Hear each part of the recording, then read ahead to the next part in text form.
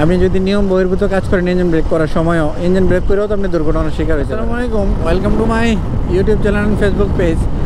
আমার ইঞ্জিন ব্রেকের ভিডিওতে অনেক ভিউয়ারই আমাকে কমেন্ট করে যে ইঞ্জিন ব্রেক করার পরে বাইকের গতি যখন কমে আসে তখন বাইকের স্টার্টটা নাকি বন্ধ হয়ে যায়। তো এটা আসলে কেন হয়, বন্ধ হয়ে যায় কেন? আমরা একটা নিয়ম এই ক্ষেত্রে আমরা ফলো করি না। আমরা ইঞ্জিন ব্রেক করি ঠিকই, একটা নিয়ম ফলো করি না। ইঞ্জিন ব্রেকটা তো আপনাকে করতে হবে সঠিক নিয়মে, পারফেক্ট একটা নিয়মে। আপনি যদি নিয়ম বহির্ভূত কাজ করেন ইঞ্জিন ব্রেক করার সময়ও ইঞ্জিন ব্রেক করেও তো আপনি দুর্ঘটনার শিকার হতে পারেন।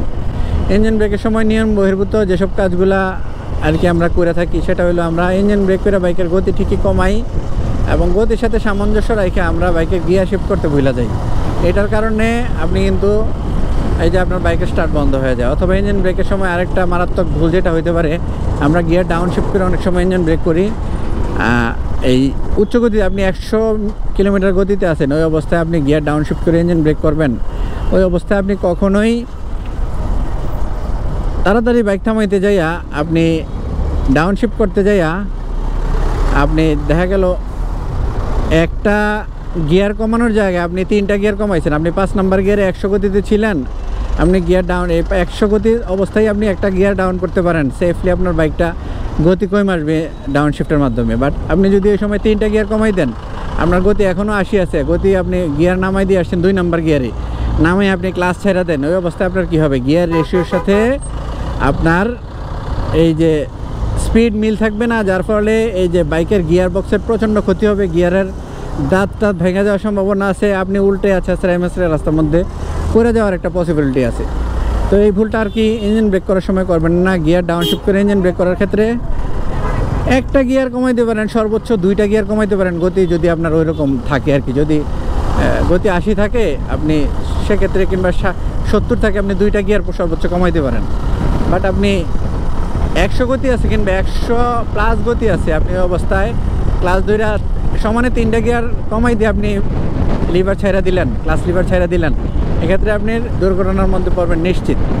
যে বিষয়টা নিয়ে আসছিলাম যে আসলে ইঞ্জিন ব্রেক করে বাইক যখন থামাই তখন বাইকের স্টার্ট বন্ধ হয়ে যায়।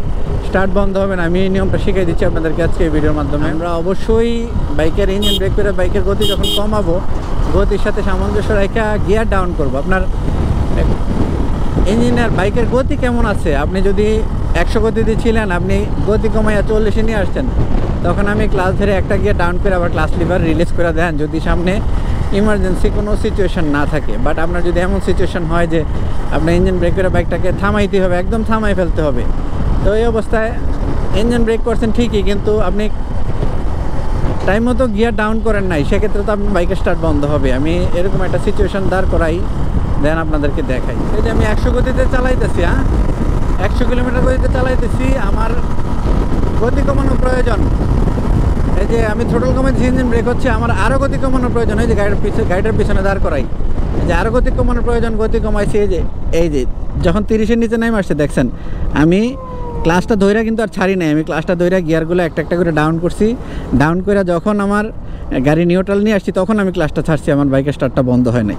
বাট আমি যদি এই যে ইঞ্জিন ব্রেক করতেছেন, আপনি বাইকের গতি আপনার কমাইতেছেন, শুধু গতি কমাইতেছেন, বাট আপনার যখন গিয়ার ডাউনের প্রয়োজন হয়েছে আপনি তখন ক্লাস দিয়ে গিয়ার কমান নাই, তখন তো আপনার গতির সাথে সামঞ্জস্য যদি না থাকে, গিয়ারের রেশিও যদি আপনি মেনটেন না করেন, সেক্ষেত্রে তো আপনার বাইক বন্ধ হবেই, ধাক্কা দিয়ে বন্ধ হবে এবং গিয়ার বক্সের ক্ষতি হবে।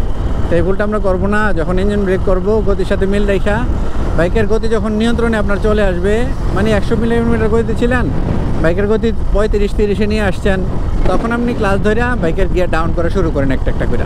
কয়টা গিয়ার ডাউন করবেন এটা আসলে আপনার গতির সাথে সামঞ্জস্য রেখা কয়টা গিয়ার ডাউন করবেন সেটা করবেন। তারপরে যদি একবারে থামে যেতে হয়, ক্লাস ধরে নিউট্রাল করে ক্লাস ছেড়ে দিবেন। আর যদি না আপনার একবারে থামার প্রয়োজন নাই, তখন আবার ওই যে 1 নম্বর অথবা 2 নম্বরের রেখে ক্লাসটা ছাইড়া আস্তে আস্তে চলতে থাকে, তাইলে আর আপনার বাইক কখনোই বন্ধ হবে না। আশা করি বুঝতে পারছেন। সবাই ভালো থাকেন। See you next time, another blog, another time. আল্লাহ হাফেজ।